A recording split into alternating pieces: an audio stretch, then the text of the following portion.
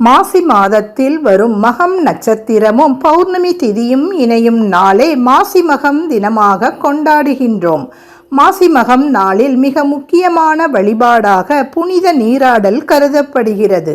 இந்த நாளில் நீர்நிலைகளில் புனித நீராடினால் பாவங்கள் நீங்கும் என்பது ஐதீகம்.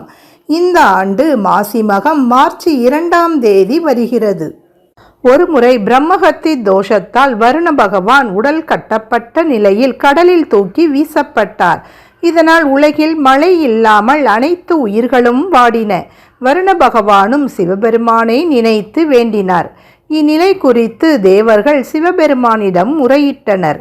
தேவர்களின் கோரிக்கையை ஏற்று சிவபெருமான் வருண பகவானை விடுவித்தார். இவ்வாறு வருண பகவான் விடுதலை பெற்ற நாளே மாசி மகம் என்று கருதப்படுகிறது. விடுதலை பெற்ற வருண பகவான், இறைவா, பிரம்மஹத்தி தோஷத்தால் உடல் கட்டுண்டு கடலில் கிடந்தபோது உங்களை நினைத்து வேண்டியதன் பலனாக எனக்கு விடுதலை கிடைத்தது. இதேபோல் மாசி மகத்தன்று புண்ணிய நதிகளில் நீராடுபவர்களின் பாவங்களை போக்கி அருள் புரிய வேண்டும் என்று வேண்டினார். சிவபெருமானும் அவ்வாறே அருள் புரிந்தார். மகம் நட்சத்திரம் பெருமாளுக்கு உகந்த நாள். நீர்நிலை உள்ள இடங்களில் தீர்த்தவாரி உற்சவம் நடைபெறுவது வழக்கம். இப்படி தீர்த்தவாரிக்கு பெயர் பெற்ற 108 திவ்ய தேசங்களில் ஒன்று மகாபலிபுரம். இங்கு மாசி மகத்தன்று நீராடுவது ராமேஸ்வரத்தில் நீராடிய பலனை தரும். இதற்கு காரணமானவர் புண்டரீக மகரிஷிதான்.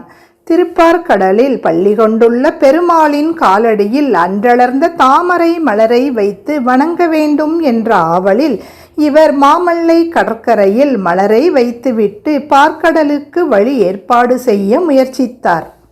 அதற்காக கடல் நீரை தொடர்ந்து இறைத்து கொண்டிருந்தார். இவரின் தளரா முயற்சியையும் தாளாத பக்தியையும் கண்ட திருமால் ஒரு முதியவராக உருக்கொண்டு முனிவரிடம் வந்து, எனக்கு மிகவும் பசியும் களைப்புமாக உள்ளது. ஊருக்குள் சென்று உணவு வாங்கி வாருங்கள். அதுவரை நானே கடல் நீரை உமக்காக இறைக்கிறேன் என்று அனுப்பினார். முனிவரும் உணவு வாங்கி வந்து பார்த்தபோது கடல் உள்வாங்கி இருந்தது. முதியவரை காணோம். அப்போது ஒரு குரல் கேட்டது. முனிவர் அவ்விடத்தை பார்க்க தான் வைத்த மலரை பாதங்களில் வைத்துக்கொண்டு திருமால் தரையில் பள்ளி கொண்டு ரிஷிக்கு காட்சியளித்தார். ஸ்ரீமன் நாராயணனே தன் திருக்கரத்தால் நீர் இறைத்த இந்த அர்த்த செய்து கடலில் மகத்தன்று நீராடுவது பெரும் புண்ணியமாகும். நாமும் மாசி மகத்தன்று நதிகளில் நீராடி நம் வாழ்வில் வளங்களை பெறுவோமாக.